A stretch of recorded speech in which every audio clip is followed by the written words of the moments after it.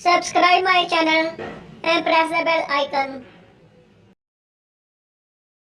अस्सलाम वालेकुम वीवर्स, कैसे हैं आप? उम्मीद है खैरियत से होंगे। वीवर्स, आज की इस वीडियो में हम अक्सर दमा का मुरक्कब आपको बताएंगे। तो इसमें है कुश्ता शंगरफ है, कुश्ता बारासिंगा और आई, 3 अज़ा हैं। कुश्ता जो शंगरफ है वो आपने 2 तोला लेना है, तो जो कुश्ता बारासिंगा वो भी 2 तोला और आई आपने 4 तोला लेनी है। तो सबको मिलाकर आपने खल्ड करना है। बाद में आपने इसकी नखोदी गोलियाँ बना लेनी है, यानी कि चने के बराबर गोली तैयार कर लेनी है। तो 1 गोली से लेकर 2 गोली आप दिन में 4 बार इस्तेमाल करवाएं मरीज़ को पानी के साथ। तो अफ़ालोसरात में गुद्दी उजलाती है।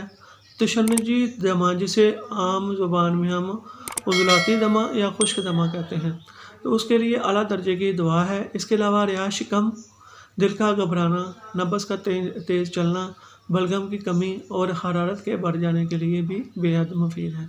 तो भी बस आज के इस वीडियो में हमने अक्सर दमा के मुरक्कब को कवर किया। मिलते हैं नेक्स्ट वीडियो में, तब तक के लिए अल्लाह हाफिज़।